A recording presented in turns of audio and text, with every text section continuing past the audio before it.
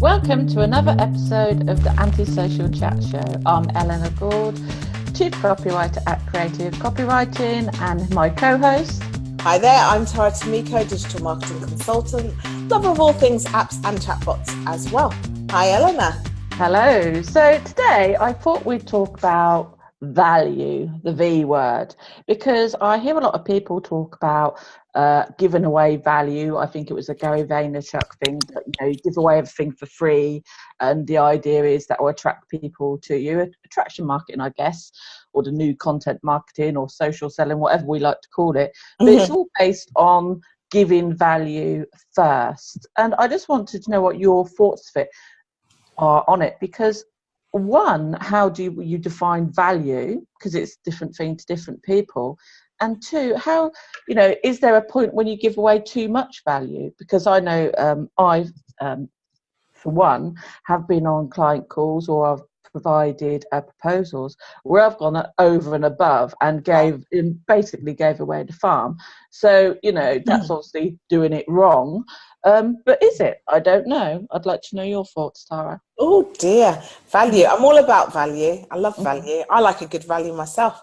When it comes to, in my business, I tend to help a lot on like Facebook groups. That's where I think I give a lot away. When it comes to things that you can actually, use, as in lead magnets and so forth, then yeah, I like to put everything in it, because the idea is that you solve someone's problem. And the way I see it, and I think it was you that said this to me actually, like, give them the information, right? But if we're talking about a client, okay, let me backtrack, because I do want to kind of quote you as well. Here's the thing. So my idea is I want to make money. I'm running a business and I want to make money. This is what most people want to do, right? And it plays well to digital marketing. You have this whole attraction thing. So you have to kind of show what you can do, right? So if you have a lead magnet that is going to solve a problem for someone, they've got to be impressed enough to say, hey, this is pretty cool. I wonder what it'd be like to work with her, or let me just see what else she has. Let me see, because I do this. Let me see if she's consistent, or he, whoever it is. And then once if this person decides they want to have a call with you, I think that's when you kind of have to draw the line. The call, depending on how you do it, the call and the proposal should just be about closing a deal. There's no more value to give. And I think it was, and I'm sure it was you that said, for example, in a proposal, it's to give them an idea of what you can do, but it's you who's going to execute it, right? Yeah.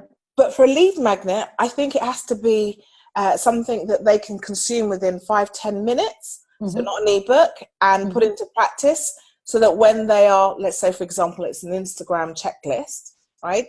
Once they've done that and they see the benefits of that, like, oh, since I updated my bio with the link to my latest, whatever, I've noticed I've got more traffic. Hopefully they'll think, where did I get the idea from? Oh, it was a lead magnet from Tara Tamiko. That's how I think it should be done. And I just think you should have so many people that you're offering this value to, that, someone will, Yeah, someone, but actually, how many people is someone? Because some people just go around, and I know it from my list, and they'll get my lead magnets, because I offer 2, soon there'll be 3 or 4 for different segments of my business. And, they do just take the freebies and run, oh, I've got your book, thanks, and then sign up. And, so you've got to allow for that. But also when it comes to client calls, I'm totally with you that you should, give just a 15-minute, try and understand what's going on and whether, you're qualifying them. However, I haven't done this in the past, and I think that's where I fell down a bit. But also, a lot of people talk about having that rapport with your client. right. And sometimes I see this again and again, and I've done it. So it's not just, me saying, oh, I see it and, I haven't done it. I know, because I've done it. So I'll get on a call with someone and I'll really get on with them really well, build up a really good rapport. And that, that's what client relationships are about at the end of the day. And I'll give away loads of value. Before I know it, I've been talking for, ages. And, I've kind of given too much away, and then I'm like, right. put myself back. Or another issue I've seen people do is not get the brief. So they'll be saying, oh, I was speaking to a new client the other day, they've given me some work, I'm really, really happy about it. And then like they've put the phone down or, turn off their computer and like, don't. now I've got to go back and do it all over again. Yeah, So no. that's something that I see. No, Because for a copywriter, we have to ask a lot of questions. Right. You should be getting a very clear brief, right from the off in. Okay, let me address a couple of things. First of all, I love my resource library. I've had a few people sign up for that and get the password and then unsubscribe. Problem solved. I just changed the password and let everybody on my list know the password's changed. So, that should just kind of, deal with that. And I know I don't really want to talk about it too much, but with the GDPR coming into effect on the 25th of May, we have to be a bit more stringent with how we're running our list. So I don't think it's going to, I don't think it's going to be that bad that people are just going to run in and take what they want to leave. Mm-hmm. Right? What about the other bit about, when you're prospecting? What do you mean? Sorry. When with client calls, when you're getting somebody, on a call. I was getting there. That's number one. So when I get onto a call with a client, I have done exactly the same thing. I'm a chatterbox. We all know I love chatting, right? And I have had client calls for an hour and a half and not really got the client on board, as in they didn't pay in the end. So they had an hour and a half of great value from me. Of your time, yeah. Of my time. But what's happened is I've kind of figured out that I need to put processes in place. It really is that simple. And I think for a copywriter, it's a little bit easier. You talk about getting the brief up front. I don't actually agree with that. I think you have to find out what they need in a call. I don't think it should take longer than 15 minutes. I know a lot of people do not understand what copywriting is. They don't understand why they have to know who their target audience is. There's a lot of, things to be done there. But I do think that you can, get an idea so that once the call is done, you're able to move to the next stage. And I don't think you necessarily have to spend longer than 15 minutes because the first call it's just qualifying and the second call is going deeper. Well, I don't like to have a second call unless it's to discuss the invoice. Maybe I made an error on it or something. I mean, I prefer, and it depends on your setup really, but the second call, and I'm thinking in terms of copywriting, I think it should just be after the proposal has been signed. Mm-hmm. I don't know what is your process? You have one call and then you have a second call and then not normally. I have been, but as you know, my processes have changed recently because I've got my new persuasive copy revelation method model. So it's completely changed. But it was I'd send out a very brief, easy to fill in questionnaire.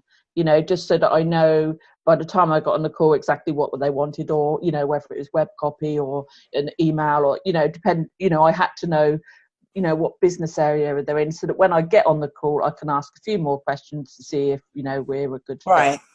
And then after that I send not a detailed proposal, but it lists all the things I can provide, and it gives a few pointers of what I would do.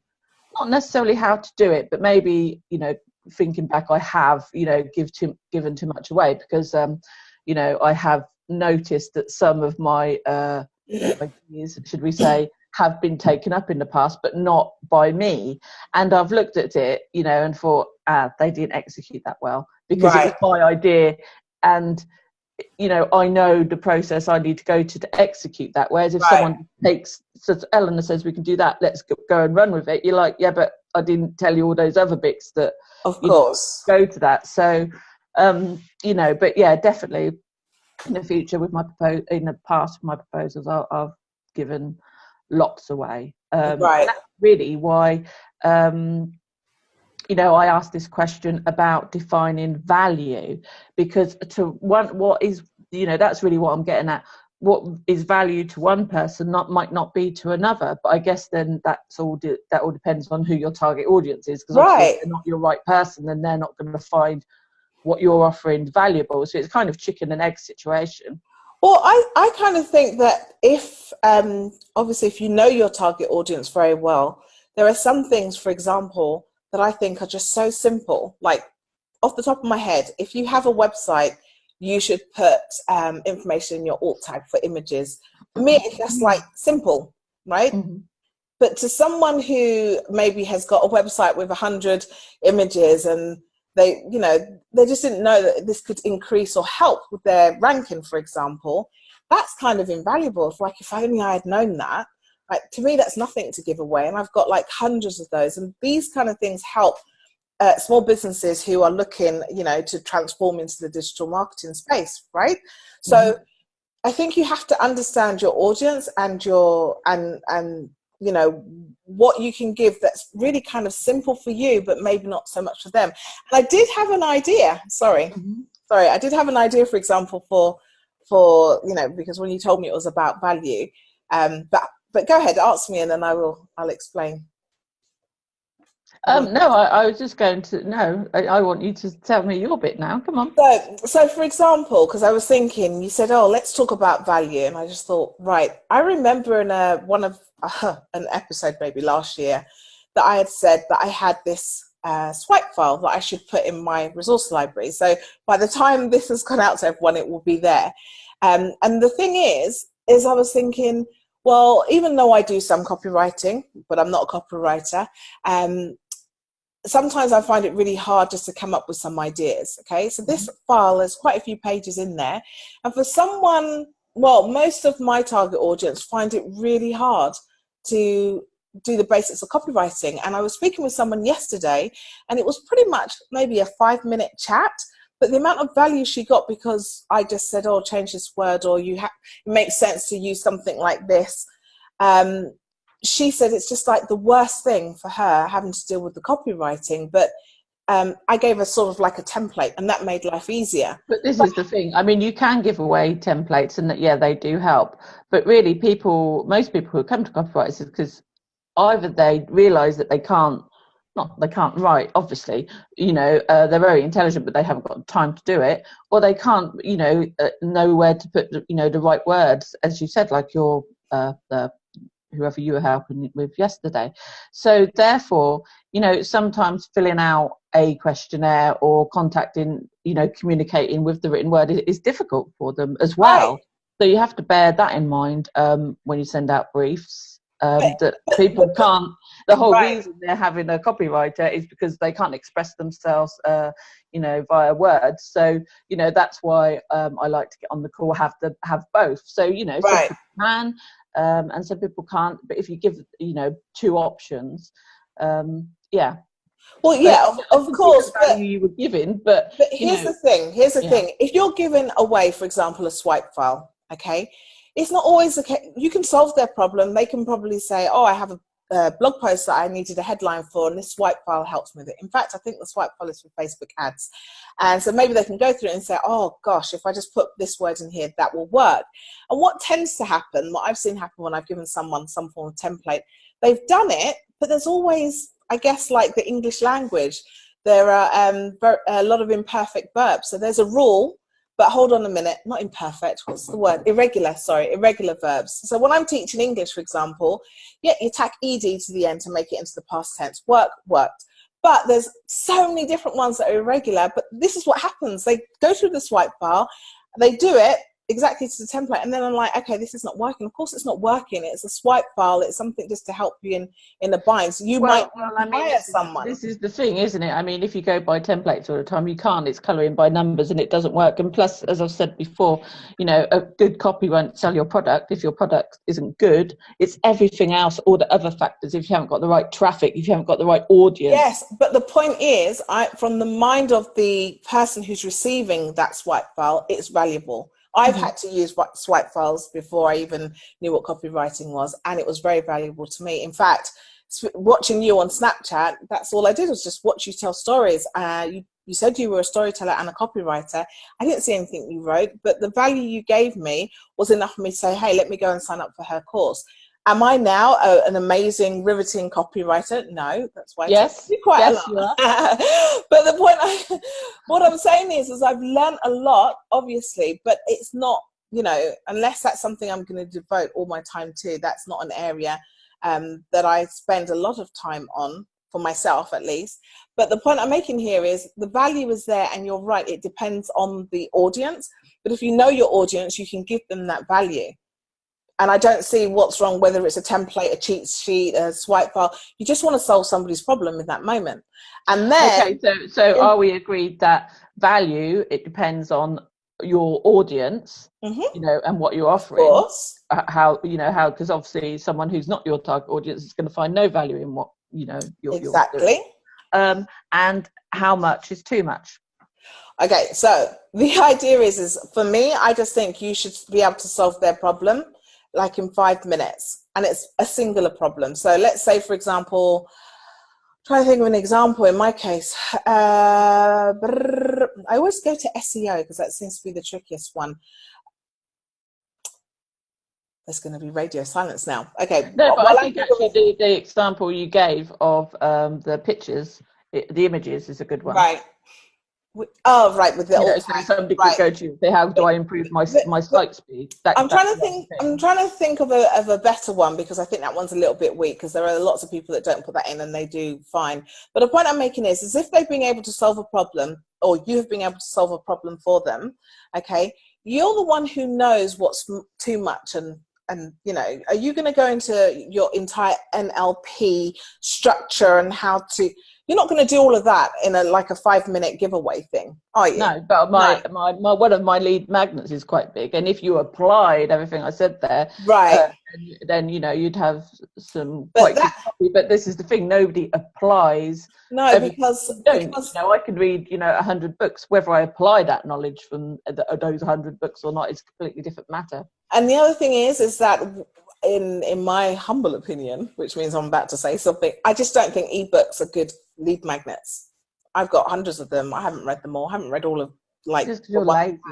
No, because it's the world we're living in right now. People need to consume content, consume it fast. Yeah, people need to consume content quickly, but not everyone.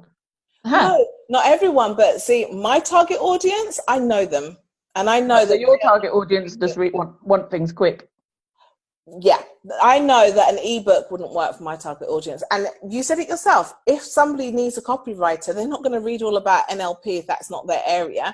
Well, I don't think NLP is a copywriting area, but yeah, I know what you mean. No, but what I'm trying to say is I know this is an area that you talk about a lot, I think, right? Am I saying this wrong? But it's yeah, I mean, I have, it's like NLP inspired copy. I wouldn't say it's NLP copy. It's just really sales psychology at the end of the day. It's not, right. Anything. So if I read your ebook, no secret. If I read your ebook and I apply it, are you saying that I wouldn't need to hire you? No, you definitely need to hire me. Right, okay. So therefore, what is the point of me reading something? Just solve my problem right now. I've got 6 blog posts and all my headlines are... No, I was joking, actually. Oh, were you? Okay. You definitely get value from it, otherwise I wouldn't have put it together. But you just have to apply that, and most people probably wouldn't. In the great scheme of things. But that's the point I'm making. Read it, it's great, but are they going to apply it? I don't know. It's down to you. If you do, you'll definitely get value from it. If you don't, then it's like anything else. Right. And I know my target audience is not going to apply something from a big ebook, so I don't offer something like that. Again, it comes down to really knowing your audience, knowing who, what they want, how they want it, and delivering it that way. And as you mentioned earlier, you have different segments in your email list, so you kind of have different arguments. What the heck did I just say? Arguments? I have them as well. But you have different segments of your audience, so you kind of know. You just made a new word, actually. It's quite a good one. Arguments. This is going to end up in the captions, isn't it? I can tell. Oh dear, I've not had any lunch yet, that's why I'm just... Oh, you're hungry, right? Okay, so you need to get me on a curveball, Tara, so instead I'm going to get you on one. Like, quick fire round. Okay. Oh, it's a quick fire round. Okay, yeah, because I feel you've been a bit antsy with me today, so I'm going to give you something to think about. Right, what are your free, I said, not 1 or 2, 3 top quick tips on client calls? Okay, tip number 1. And you're not quick. I am trying to do it quick. You're interrupting me. Tip number 1, I always have a pre-call questionnaire. If they don't fill in the questionnaire, the call gets cancelled. Go on then. Tip number 2, I like to follow, and I've been doing this lately, a triage call. So it's similar to medical, you know, if there's a big accident and medics are on the scene, they have to decide who they can save, who really is going to die, and who they can, you know, kind of work on or leave. So I do the same. I just have a very simple format. It's like, what do you need? Why did you come to me? How can I help you? And then see if we're a good fit. And sometimes we're not. And then the third tip is always have a next step. If it's a positive call, and I did this last week and it really worked, make sure there's an actual date and time of the next meeting, even if it's tentative, because you can use tentative for meetings. And that way, if there's a follow-up, you know that that's already booked in the calendar. How did I do? Very well. But I just want to know, I'm curious, what's in your because, you know, there's me talking about questionnaire, pre-call questionnaire, and you did tell me you had one. And then it turns out you have. So come on. Well, basically, I have a survey which I use to understand my audience. So this is how I am able to say to you, yeah, I kind of know they're not going to read any book.